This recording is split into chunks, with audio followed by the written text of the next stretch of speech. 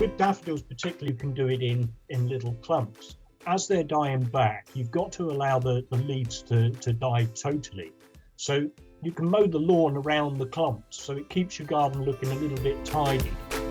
Probably talking about 45 years ago, that there would have been daffodils in the greenhouse, and he would be going mad if there was a bumblebee in there, and not wanting any cross-contamination with his pollinator.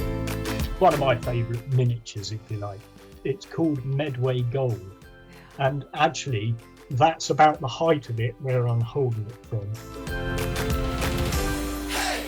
Hello and welcome to episode 36 of Talking Dirty, over at East Ruston Old Vicarage, looking so smart, so smiley this sunny day. It's Alan Edward Herbert Gray, our happy and ever so handsome horticulturalist.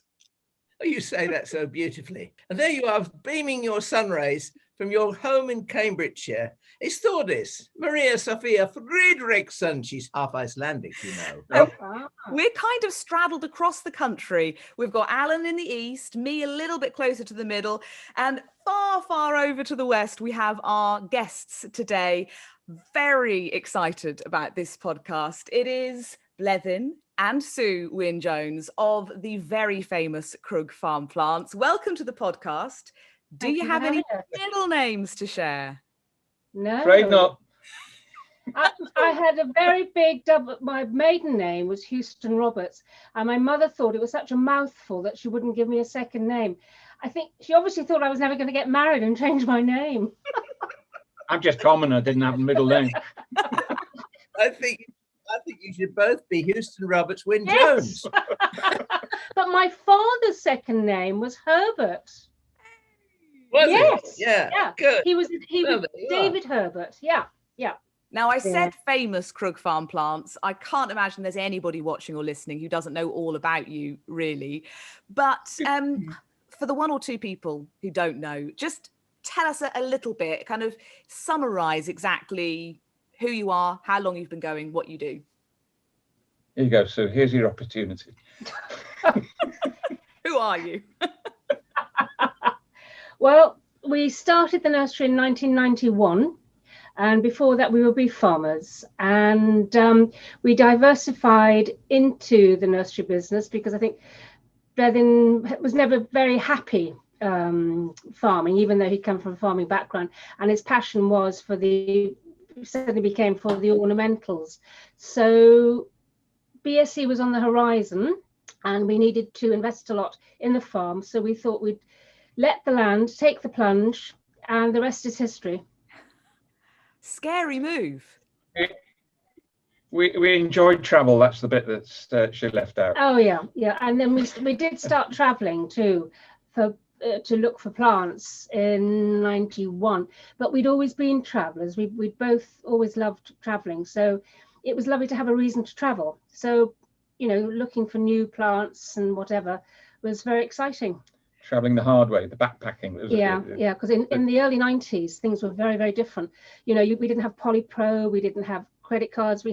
You travel with traveller's checks, where there were no mobile phones, you know, and you travel with a lot of luggage too. Will the audience know what a traveller's check is? We have to remember how old we are. Bit of a blast from the past. But lots of people say, I like to travel. And that probably is a slightly more, sanitized doesn't feel like the right word, but certainly a slightly less off the beaten track type of travel than you guys do. Yeah, we've ended up with, tribes in the middle of nowhere.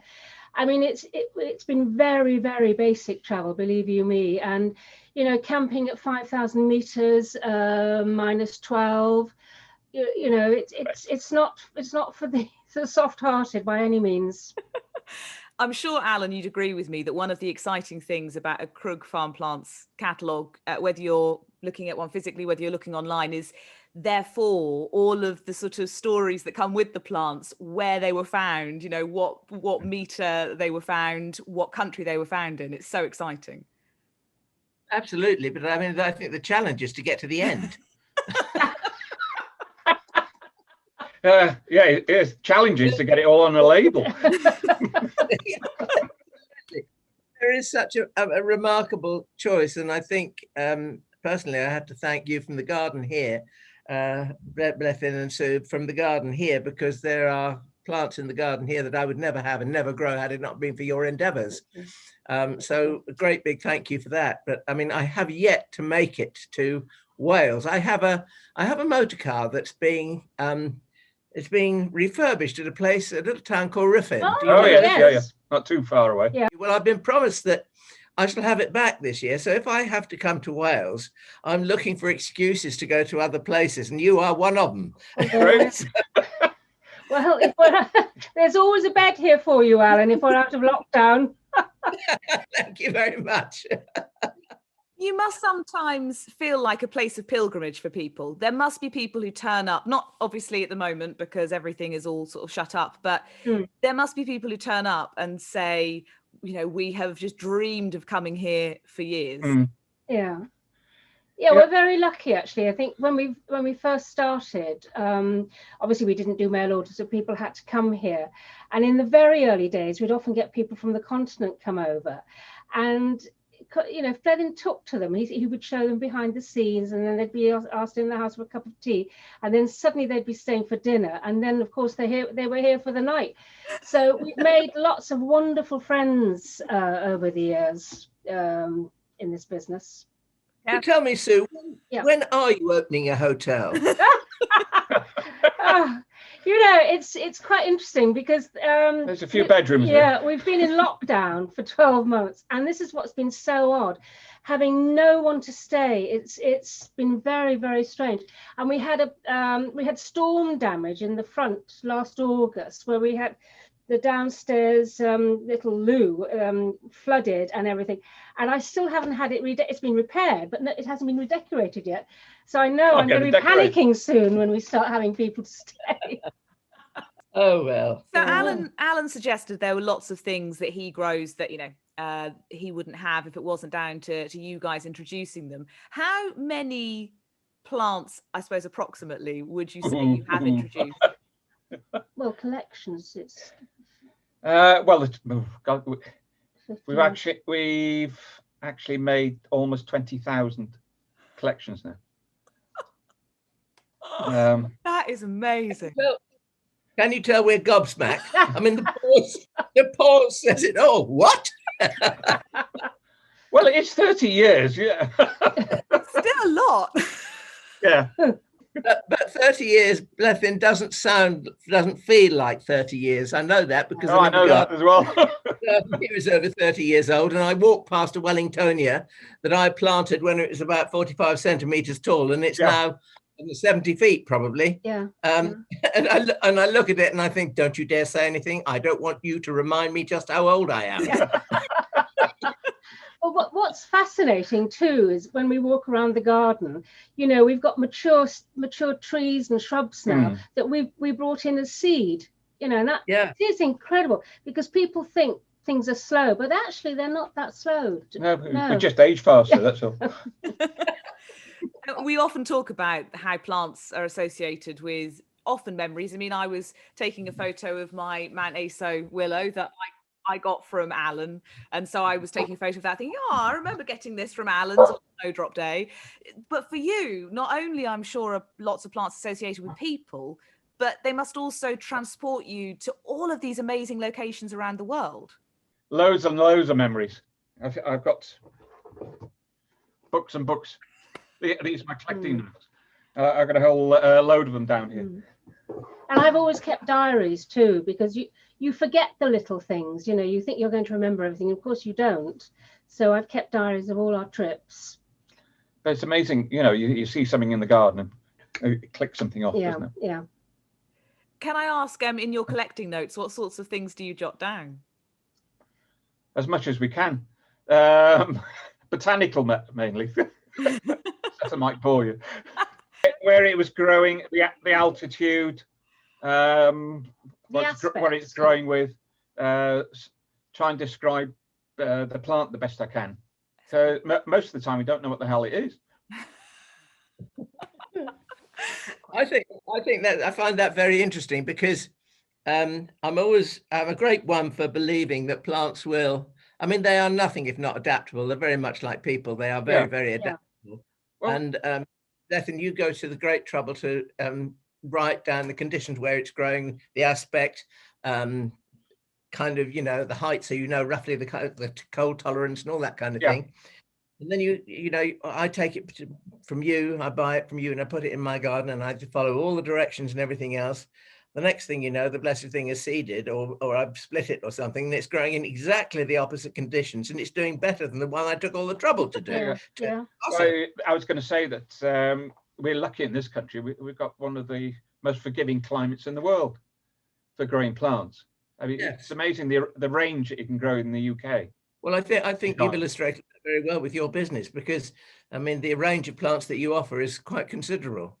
Yeah, well, I'm doing more and more. I get tempted with more and more tender plants. That's the trouble.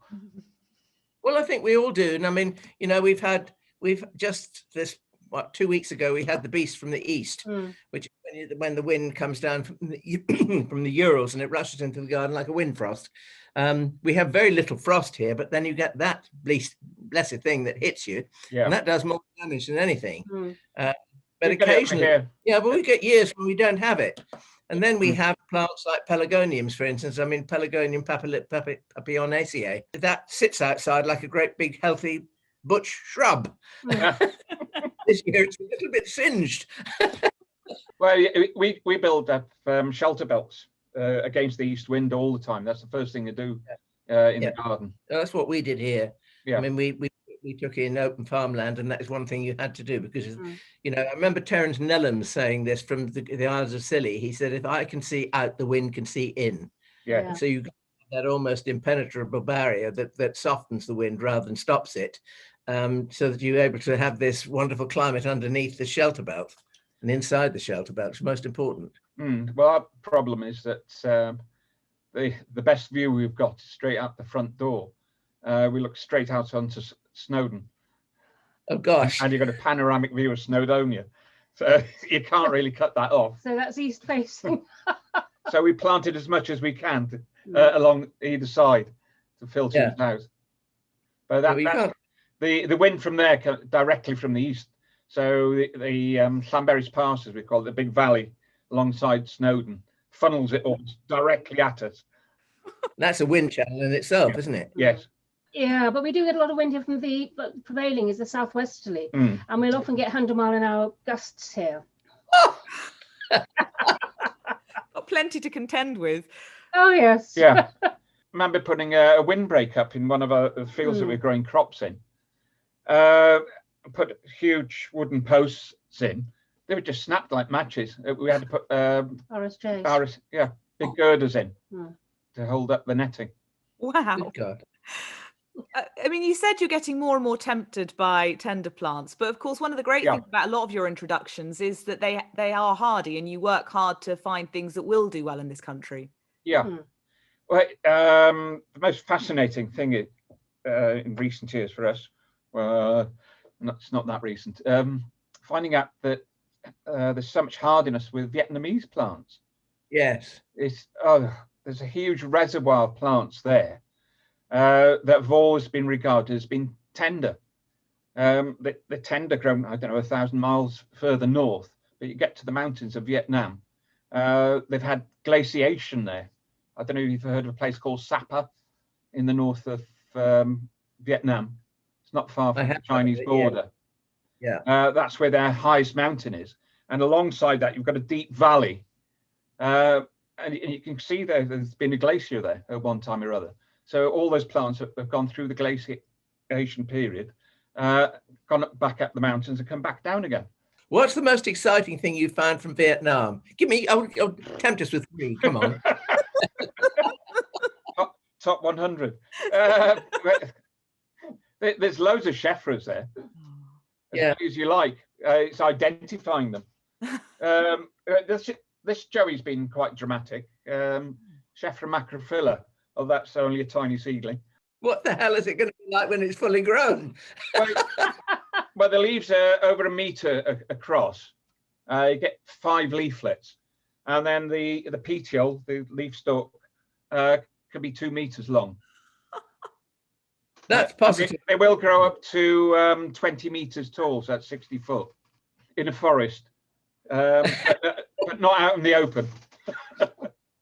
No, it needs the shelter, I suppose. It needs to be in woodland. Yeah, we haven't got enough woodland condition for it. We can grow woodland plants, but you need a proper woodland to grow something like that in outside. We've got woodland that we planted when we took over farmland. I mean, there's trees in there that are now 70 feet tall, eucalyptus that I grew from seed, and so I know what you mean about time passing and everything. But it's interesting that we are thinning it out quite a lot. Yeah. And so I'm sort of thinking that Schefflera, a few choice. How many acres is that though? That's probably eight Right. acres. Yeah, Is that enough? it should be, and especially if you got what you need in the middle of it. What you need is a valley in the middle of it. Norfolk's terribly flat, you see. We don't have dells. Yeah. You have to excavate one. Yeah. Anyone who's watching the video podcast, we always ask for show and tell on this podcast, and you have outdone yourselves because it's like a wall of greenery and foliage behind you. So anyone who's watching the video is probably desperate for you to delve into as well. So we've had one Schefflera. What else have you got in that fantastic bevy of plants around you? Oh, sudden appearance from screen left. Recognize this one? Oh. What is One at that? a time. Oh, one at a One at a time. Don't confuse Put the begonia I'm trying back. to can you make out the flowers on this? Yes. It's like a sarcococca. Yes, like a giant one. Yeah, well, it's closely related. It's Pachysandra axialis, found in China. And it puts up with all very severe conditions. We grow it under yew trees, so they get really dry over the summer. And then it's followed by wonderful red berries. Is there any scent to it? Yes, Very, yeah. it's just like a sarcococca, except you've got more flowers. And look at the texture of the foliage as well. You'll have to excuse me, but I can visibly be seen and heard scribbling. That's fine. That's fine. Don't worry, he's building a wish list. He'll probably make an order. Yeah, it's still got a wonderful scent on it now. It's been flowering most of the winter. And then The season's very similar to sarcococca itself. And the berries, they're red. They're much bigger than sarcococca berries. Big plump. Do you need more than one to get berries? Yes, it's probably best to have more than one clone. Find that with a lot of things. Yes. I don't know if it's come across this. Thank you, dear. Now it's starting to wilt. Look at it. It's got the droops now. Hydrangea family. I was going to say that. Yep. Yeah, but completely herbaceous. Really? Cardiandras. They start flowering. This is a very late flower because they start in September. These are the sterile florets. Just so you get the size. So they should be standing up the same as that. But this is dried. This started in September, and that's just, I bought that in just so you could get an idea of the size the florets get to. You know, see the size is just like a hydrangea shrub. The inflorescence there. They only grow to about 1 meter tall. Strictly woodland plants. For I would say an acid soil. They really are stunning. And actually, I'm sure I'm allowed to say this, that with Chelsea being moved to September, one of the show gardens is going to have a drift, and I mean a drift, of the Cardiandras. So they're going to be lovely. Oh, how refreshing to hear that somebody's actually gone to a professional like Crug Farm to actually say, come on, give us some wow factor for September. Yeah. It's Come on, you. So it's been good actually, but it's going to be hard for people in the pavilion. But no, I think very challenging for the gardens, and it's about time too, really, isn't it, that we see something different? Yeah. So no, it gives everyone a challenge to rise to, and there'll be some that can and some that can't, and those that will probably surprise everybody. Yeah. Well, there is a story behind this one. I mean, it's one of the plants that attracted us to Taiwan to go and collect there in the first place. We did some research in Kew in the library there, and that was one of the plants that we came across there. I just couldn't understand why it wasn't in cultivation, you know, hence motivation to go and find the damn thing. But it was a second trip by the time we found it, wasn't it? Yeah. We had a hell of a job to find it. But now it's almost extinct in the wild because of the natural disasters they've had in Taiwan. Caused all sorts with it, earthquakes. And they've had huge mudslides through the area where this was. And it's absolutely devastated. It's the last stronghold of this plant. It's disappeared in all the other areas it was recorded in before. And now this only about 25% of what was there when we first went there. And that wasn't an awful lot. Yeah, again, we do offer to take plants back to these places, by the way. Yeah, that's what I was going to say. We've built up very good relationships with the Taiwanese people over the years, and of course, because we're collecting in the mountains, then they all live, you know, low levels in heat and everything. We've brought stuff back and grown for them, so it's wonderful that we've been able to send stuff back to them. Traveling across such a time period as well, and inevitably, therefore, seeing places change must bring everything home much more than those of us who just sort of live our lives in Doctor England. Who. Yeah, well, I think, you know, when we first went to Korea, South Korea, I think there was one highway, the roads weren't paved, and there was so much poverty there, and they grew all their own crops, didn't they? They would eat platycodon, codonopsis. I think that was more part of the culture. Yeah. Whereas now, I mean, the economy there, it's just booming, but the people haven't changed at all. They're still wonderful people. You feel like a pauper there. Yeah. Taiwan they've always looked after their countryside, haven't they? Yes. Their national parks are second to none. But our biggest concern now is Vietnam, how quickly that's changing, and they're bulldozing areas away. So a lot of plants will be lost forever. They're disappearing faster than we can describe them. The science, that is. It must be quite a responsibility knowing that there aren't really that many people like you who are going out there and trying to sort of record them and save them. Yeah, you feel frustrated, especially at a time like this, so you can't go out and finish what you're in the middle of doing. Yeah. What were you in the middle of? Collecting plants. Well, Aspidistra. His latest thing is Aspidistras. Well, I'm following the. That's what I started with, the lily family. Except they've split it up into 11 different families now. Convaleriaceae, isn't it? Solomon seals we started with, which has now gone to Asparagaceae, isn't it? Is the family. So yeah, you've got things like the Aspidistras. We find a load of those in Taiwan, and then we moved to Vietnam, and that's the epicenter of them.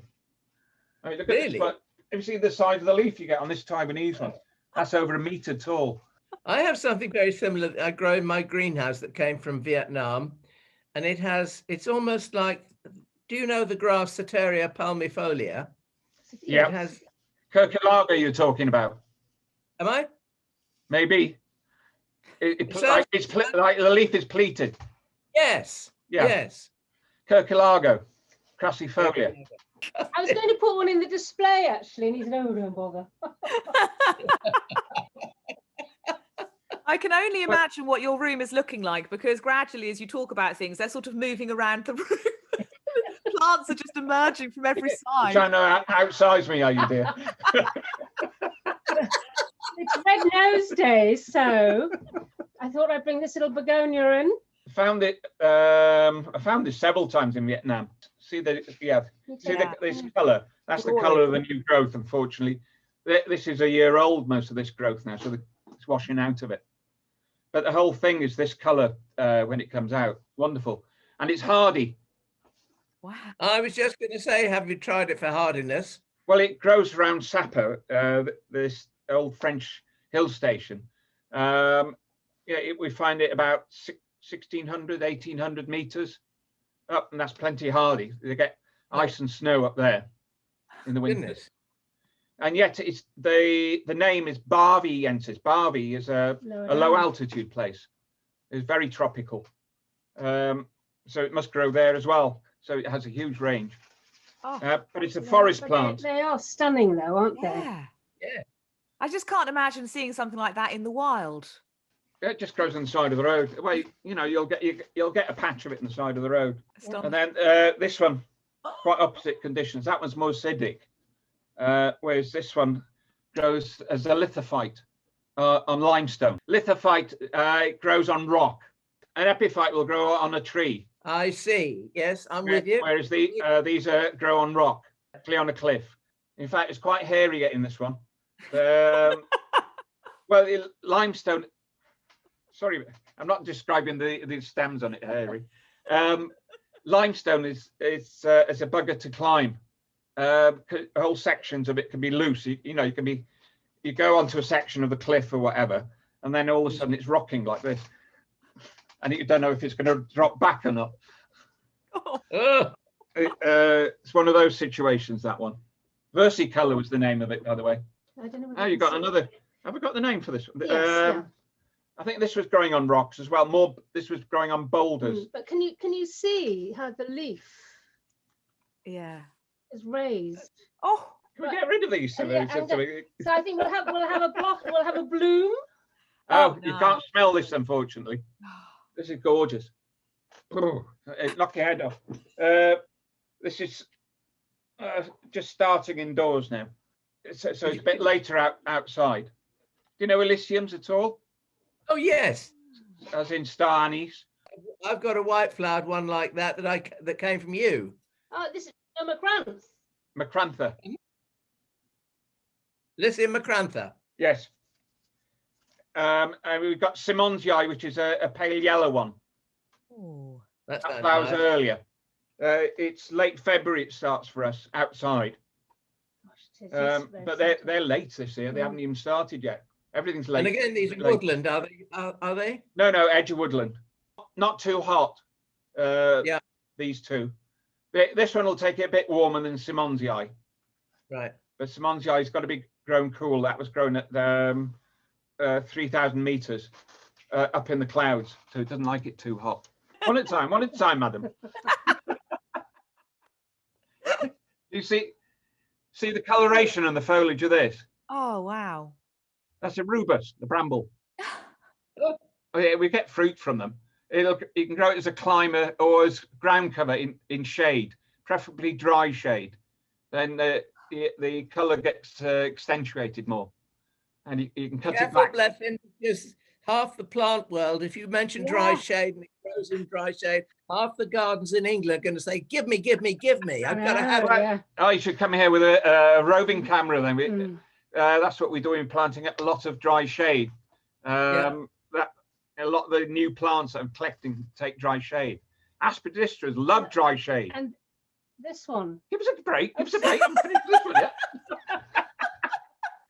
So you get Sue, can I just say I sympathise? I've got one of those, but he's in the opposite moment. You're going to beat me with this prickly thing in a minute. I do think it is amazing with you say preferably dry shade, and everybody's ears prick up. I mean, that is a little stunner to put in some dry shade. Yeah, it is, in white flowers and then red fruit, edible, of course. Wow. I love that. And it roots it can root at all the nodes. It sort of roots at every other node as opposed to every node. So you can grow it as a curtain on a wall or something. Lovely What's thing. his name, please? Rubus what? Rubus, pectinellus var trilobus, for short. Easy for you to say. From Taiwan. It's only a little thing, but that might be one of my favourites. so pretty. I don't encourage it. Now we'll carry on with the dry shade, shall we? Yeah. Asparagus. This is a Vietnamese one, hermaphrodite. I'm sure at some time or other during the year we could show you one with full fruit on it. Lovely. You just need the single plant. Yeah, for almost fruit. the colour of my necklace, actually. Oh, wow. Yeah, tangerine. And around Christmas time, so we grow this on a shady bank with aspidistras and the pachyandra. What? It's a ruscus we got it with. Oh yeah, but it's lovely. But we've got it now that it's tumbling down, so it looks like a little river. And this again, somebody's using it in Chelsea. Ah, good. In fact, you might even see this one there. Yeah. But it's got new growth to come out yet. This is the old growth. Yeah. So I'll have fresh foliage on it by then. Yeah, I bet, because it's so lovely and frothy, like you say, it must look like kind of just liquid. Shall I carry on? Oh, yes. Shall we carry on with the Aspidistra first? It's another Taiwanese one. You get them with all this spotting on them. We think it's a defense against scale insect, because in the wild, the Aspidistras are fairly prone to scale insect. So we have to be careful if we're ever collecting any. And this seems to be a defense against them. That they're trying to give the impression that they're already there and they won't get colonized by fresh ones. That is so clever. And there's a little flower in there. At ground level? Yeah. Can you see him? Yep. It is a tiddly one. It's very brine. Well, he likes to be underground, that one, a bit. Yeah, look at him. Yeah. One's planting a bit better. They're normally a bit bigger than that. But there you go. That's baviensis, this one is. And we call this one Totally Dotty, isn't it? But it's incredible. Some of them flower quite high up, protruding. Some of the Vietnamese ones. And they're scented. You hold that one, I'll get the other one. This is another Taiwanese one. The flower may be a little bit more visible on this one. Oh, yeah. Much lighter. Yeah. This is attenuata. You identify them by the stigma in the middle. And this one has an umbrella-shaped one, as opposed to that one that has a mushroom-shaped one. Stigma, that is. And it's this species that has a huge foliage, meter tall, attenuata. Bleddyn, this is in danger of diving into the realms of plant pornography. It is, isn't it? Yeah. Well, it's all about sex, isn't it, this stuff? All right, let's have a little bit of prickly stuff here then. You can talk. This little stick with very sharp spines on it. I don't know if you've ever come across it. It's a very useful plant. Zanthoxylum's the name. Prickly ash, isn't it? Is one of the American ones. This is Zanthoxylum piperitum. Here we go. We have a label. You can't see it. Contrasting. Oh. It has lovely pinnate leaves, but they're just starting to come out now. Very aromatic. Wonderful scent. I'm sure you know that one of the Zanthoxylums is Sichuan pepper. Ah. Wynn-Jones. But this is the Japanese pepper. It's far more useful. You not only get the peppercorns like you do on Sichuan pepper, you can also use the foliage on this one. You've got the new shoots coming out. Where you need them a bit larger than this. You can grind them up into a paste. It's like horseradish with a hell of a kick to it. Mind you, horseradish has a hell of a kick to it. And then after that, you can also dry the young leaves. And then you crunch them up and sprinkle them on stuff. Smoked eel is the traditional dish the Japanese put it on. We had some for breakfast the other day. So put it on, what did you put on Instagram? Yeah. But very popular. And lovely in your gin and tonic too. You know, it's so lovely. It's pungent, so aromatic. It's something you find in every Japanese garden. No respectable house will be without it. You need to come back later in the year when these things are a little bit more, not as dormant. Oh, don't worry, we will. Yeah, the juvenile foliage on that is variegated as well. Watch it out. It's got everything going for it. Literally everything going for it. It has. Yeah. Far too much. And I can't understand why more people don't grow it. I am impressed that when I asked for show and tell, this is what you came up with. I mean, this is next level show and tell. It certainly is. It's also the biggest, the biggest show and tell ever. Look at this. It's amazing. Well, it's a bit tatty at the moment. Yeah. It's the end of the flowering. These flower through the winter. Polyspora. There's the seed capsule. You see, it's more like a Stewart seed capsule. Yeah. And in fact, there's a seed sticking out the side. There you go. That's the seed. Just reach into the screen and take it. So you've got a stack of seed in the middle of that. That's a long seed capsule. So species name is longicarpa. But they start flowering in October and finish March, end of March, April. And Wow. that's the leaf, much bigger than camellia leaves. And that, Yeah. you've got this saw edge, serration on them. It's a lovely thing. Lovely and glossy. Yeah. Very dark. You grow it for the foliage alone. You don't Yeah. need the flowers. But then the flowers there, you need a reasonably mild spell in the winter to open up fresh flowers. But we get, most winters, we get flowers right through from October. And they're amazingly hardy to think they're from Vietnam. We've had no problem whatsoever. She's trying to whack me now with amazing. There are worse things to be attacked by. This is a lovely one. It's the it's bronziness on the foliage all the time. It's a Taiwanese species, woodlander. Yep, I lost it. It's got a spring. Serrulata. They keep on playing about with the names of this. They change it. What's the other name for it? Something formosanum, isn't it? Oliverianum, formosanum. But serrulatum, I know it as. They keep on allowing me and then disallowing me to use the name, so it keeps on changing. And it's got a bit of snake bark on it as well. Oh. It's a small tree in our climate. I've seen a few larger specimens in the wild, but yeah, it's one of my favourite maples. This is one of the things I've been doing in Vietnam. You'll instantly recognise it as an Ophiopogon, of course. I've been using the name coalescence on it, but I don't think that's correct. It should have a trunk on it if it's coalescent. So Got a lovely sheen to it. Really, Yeah.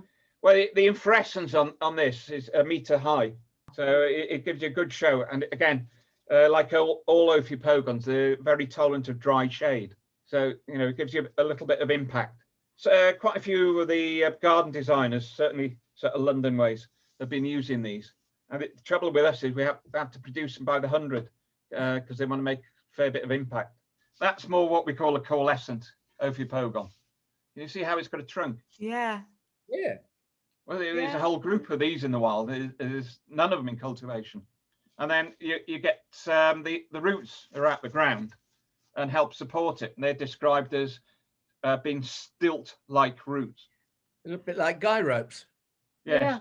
So, I mean, a lot Bit of stripped, people no? would think it needed planting sort Yeah. of there, wouldn't they? That's what kills it. Don't do that. I'll just show you another one while we're on the subject. These are the things I'm finding in Vietnam of late. This one looked better when. Seen an Ophiopogon like that? No, No. that looks almost like an orchid. Yeah, it's got too cold for the inflorescence there. That was coming out late last year. It can be 7.5 centimeters wide, these leaves. This was growing as an epiphyte. Lovely thing. Have you heard of a man called Sichuan Ogisu? Oh no. Great friends with Roy Lancaster. This is Ophiopogon Ogisu, isn't it? That one was a job to get out. Yeah, it's not. Well, it's the first time that's been found in Vietnam. I've got just something on the shelf there. Ah, here we go. You know what that is? That's a pokeweed. Yeah, Yes. purpurescence. We found that in Sumatra. And it'll flower all the year round. Growing on a rock, I think it was, wasn't it? On Mount Pulag. Is it Pulag there? Yeah. But it oh, no, that's Thailand. Yeah. No, Philippines. Oh, Uh, oh, what a name dropper you are. I can't remember. There's something similar to that. Might be on the description. This, I think, goes up to about 2 meters, doesn't it? No. The field. What's a meter and a half? It's more than a meter. It branches out so much. Yeah. It's quite bushy. It's a lovely thing. We've had it survive out a couple of winters here, but you don't expect much hardiness in Sumatra, do you? No, not at all. Right on the equator. You'll get loads of different inflorescences. It branches really well. That's just an overwintering seedling. Ruscus. This is one that gets mixed up in cultivation. It is around a fair amount. We've given some in Italy. Some people like to call it the Italian ruscus. It's a natural hybrid. They're not 100% which species hybridized. I think hyperphyllum, the one you get for cut flowers, is one of the parents. And this is often called, well, is nearly always called hyperphyllum in cultivation, but the correct name is microglossus. Alan's writing it down. Yeah. Which there wasn't an entry for microglossus in the plant finder, and yet everything under hyperphyllum was microglossus, if that makes sense. It's also known as Asparagus ruscus. You see the young shoots? It's closest relation to asparagus, and it's eaten in that part of the world as the young shoots. In fact, our last collecting trip was in Russia, and that we were doing a lot with ruscus there. In fact, we really love going to Russia. It's great to go collecting with them. I think you'll probably find that the pokeweed too, you can eat the emerging shoots like asparagus as well. Yeah. I'm not sure about that because quite a bit of the Phytolacca's poisonous. Yeah, but if you eat them when they're about 3 or 4 inches long, you should be all right. Get to 5 and you're dead. Where they're native, they boil up the roots. They can be quite tuberous in some of these species, but you have to cook them for a couple of days because there's crystals in the roots, which, well, they say it's poisonous, but they actually suffocate you. Oh. The crystals stop you being able to breathe. Good Lord. Now, couldn't we write a wonderful kind of whodunit novel around the crystal of Phytolacca? And the main use for Phytolacca, the berries, is a dye, and it's also used as an ink. Yeah, and I think that they also I'm finished with that yet. They also use make soap with it, don't they? Yeah. Yeah. Here we go. I suspect the story about potentially killing yourself by eating something which has crystals in the roots has put anybody off trying to eat something they don't know is safe. But can we just implore people to not eat things? Just in case. Oh, absolutely, yeah. I've done a lawsuit. Talking dirty made me do it. You recognise this? It's the Vietnamese Solomon seal. They're evergreen. So these are last year's stems. And you've still got the fruit on them over the winter. New shoots start to come up now. So we'll have a flower and fruit at the same time. These grow as epiphytes in the wild. Occasionally you see them growing terrestrially, but that's only because the tree's been cut down. Really? How fascinating. That's the thing. I mean, we haven't got any gingers around. Hedychiums. I'm sure you grow plenty of those. Yeah. But what people don't realise is that they've evolved from epiphytes. It's only because the forests have been cut down that you find them growing on the ground nowadays. And then they wonder why they're so-called tender. It's because people grow them in poor drainage. You know, if something's evolved as an epiphyte, you've got to remember that they've got to have really good drainage. So London clay doesn't do the trick, I'm afraid. I haven't shown you the obvious one. I've been waiting for you to talk about that. Are we on to that? Schefflera Trevisioides is this one. That's a stunner. This is Vietnamese, but we find this below sapper, so it's not as hard as the other Scheffleras that we have from there. But people love this leaf so much that they're willing to have a go. Some people bought it through the winter outside. I haven't tried yet. I should think Alan will be trying. Well, I would certainly have a go. I'll tell you one thing that occurs to me, and this is something that I've been trying to do for several years now, and that is to go around my garden periodically and actually harden my heart to weed out the ordinary and to grow the extraordinary. And I just think that your stock that you have in your nursery is a plantsman's dream. I mean, I tell you that, you know that. But I have to say that it just gives you the most enormous scope and hope to be able to make your garden more interesting. So I just have to say thank you for that. It's absolutely splendid. Oh, thank you. But I think we enjoy doing it. What's important here too is that when people come here, that we can show them around the garden, and that they how well they do for us. I think that's important. Yeah. There's another. a little bit tender. Oh, yeah, we've done a bit in South America as well. Well, Alan's had some of our dahlias. They have, yeah. Got relatives in Colombia, so they've been trying to get us to go there as often as we could, but yeah, it's not very safe to go there at the moment, unfortunately. What is this? This is one of the Oreopanaxes. Oh, Oreopanax. Yeah, I don't think any of them are hard enough to leave outdoors in this country. We bed them out for the summer in the garden and then tuck them into a tunnel. There's a huge variety of them. There must be over 100 different ones. Thank you for going to great lengths to make sure that we can see that. That was a brilliant shot. Yeah, there's all sorts. Some of them look a lot like Scheffleras. There's a palmate, quite solid leaves, and you've got round ones. Oh, and your little dog has come to say hello. Yeah, it's Mingma. Don't like to be left out. No, I've got one of those.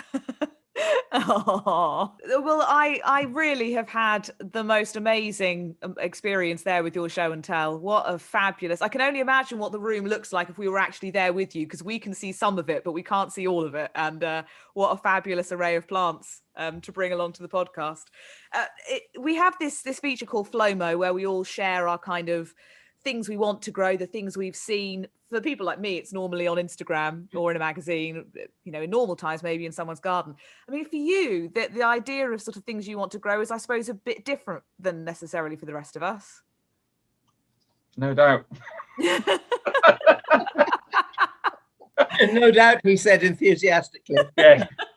No, but I like ordinary things too. You know, I love hardy geraniums, and we've actually collected some very interesting geraniums too, you know, from, well, Clarum. I mean, that's a lovely from Mexico, and that flowers for a very long time. So there's not too dissimilar from Geranium sanguinea. Yeah, and then there's a Bidens that we do as well, that flowers. Other years it's flowered for 365 days. Beastie got him this year. Yeah, but he's all right. He's on a bank, and it's just, I don't know, the Brits don't seem to like yellow, do they? No. And this, to me, you know, during lockdown, it brought such cheer. Yellow just lifts you, I feel. So don't worry. These things come and go in fashion. I mean, I'm old enough to have seen yellow fashion when everything had to be white, my dear. Even the wall. Yes, I know. Get the green leaves off that climbing rose so that it fits in better, please. Yeah. I mean, it changes. And I think yellow is yellow should be reintroduced at Chelsea in September, really, because it is an autumnal colour. Yeah. And I think it could work wonders. Yeah. Oh, court layers. I love court layers. Me too. Combination of red and yellow there. Mm. Yeah.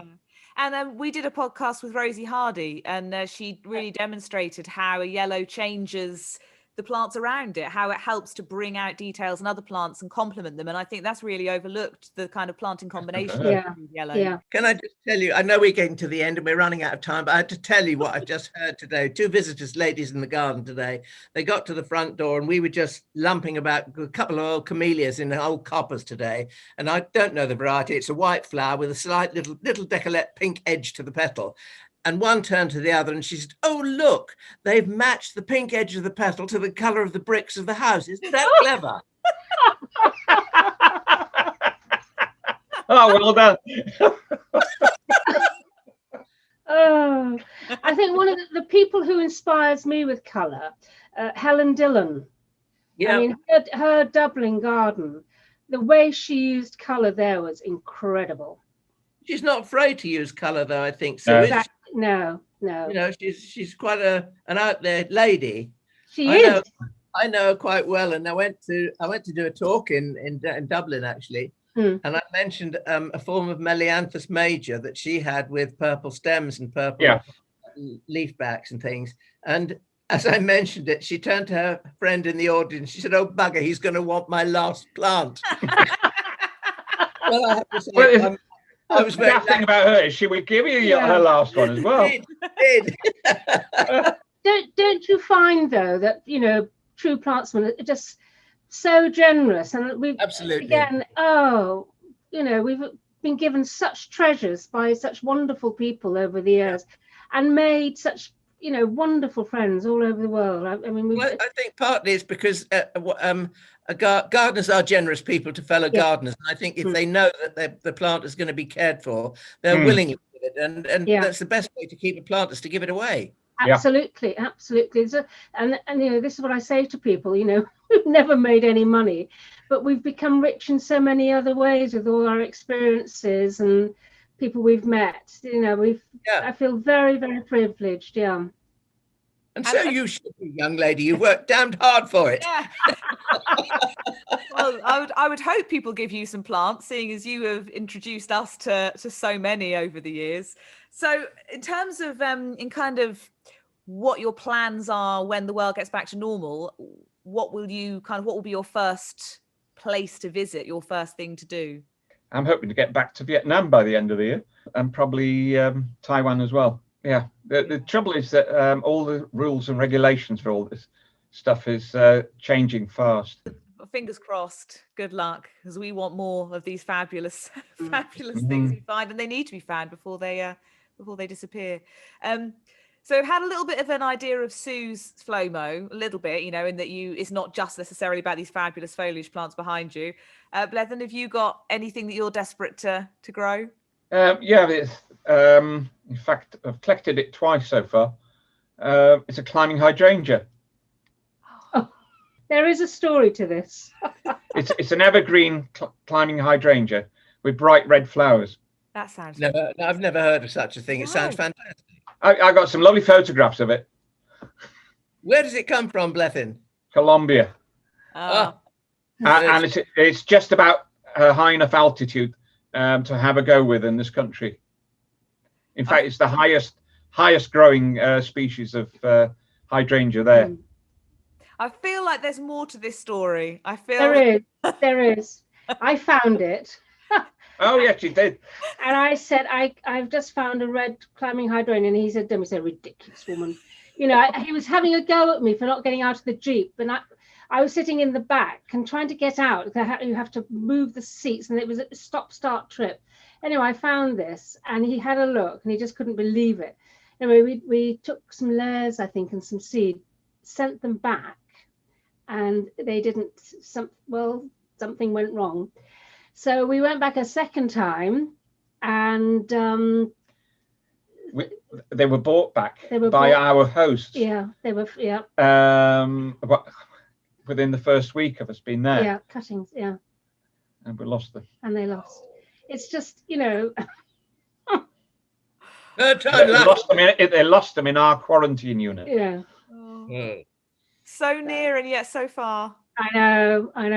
Oh. Hey ho. Long story. For the moment, they'll just have to be legendary and sort of mythological. Afraid so at the moment. You forgot one on the shelf up there. Yeah. Oh, she wants me to show the last little pathetic tree. Apparently, this has never been offered in cultivation. It's a wingnut from the Himalayas, Engelhartia spicata. I think there's one tree in Cornwall somewhere, about 1 meter high after 20 years. We'll see if we can do a better job with these. There's a story behind that, actually. We collected the seed with Dan Hinckley and Jamaica Kincaid in Nepal in 2002. We sowed a load of it, and about 2 or 3 germinated out of a couple of trays. And then we had a new propagator start last year, and she looked in the fridge and there was a whole pack of it there. "Oh, why don't you sow it?" And it came up like mustard and cress. 18 years on. So never throw anything away. So I thought, we got enough to try him in all sorts of positions now. Oh, well, that's very exciting. We're running out of time, but Alan, I assume when it comes to Flomo, you've basically now got an entire book just from this podcast. I have. I can't mention. If I had to pick one thing out that I've seen today, it was probably Pachysandra oxyalis, which I thought was rather lovely because it's got scented scented white flowers followed by red berries. I mean, that's going to knock my sarcococcus. It's going to knock them for 6 because they're so damned ordinary. This is fabulous. We've got some extraordinary sarcococcus as well. I haven't been through that one. You know, he has a hit list of things. We've done sarcococcus. Well, that's why we were in Sumatra. Yeah. There's 2 in Indonesia. So we're on Ruscus at the moment, and Aspidistras. Well, at least taking us to Russia. Yeah. Well, you said that you'd have to come back at a different time of year. Just promise to do that because we want another one of these wonderful chats, just looking at all these fantastic, inspiring plants. Great. Oh, we'll try the autumn. You have some hibiscums and things. Oh, yes. That'd be fabulous. Yes. Yeah. Alan, just get a new notebook because that one's going to be full. I've got 3. Yeah. What you need is a smell sensor on your camera. Yeah, we need some smell-o-vision. Thank you so much for getting all of that amazing plant material together and for just being such good fun and such an inspiration. Well, yeah, really great. Lovely to see you both. Thank you very Welcome. much. Thank you very much. Happy gardening. Bye. I can hear you. Oh. Hello. I can hear you. Oh, was that successful? Just blast it out. Oh, we've lost Alan. I haven't. He's here. Comfort break, was it? This is why we've got the green screen. You're actually in the toilet, Alan. Can you tell me how you'd like me to say your name? Oh, it's not me. A polypodium almost. Yeah. You mean podophyllum? I do. I was testing.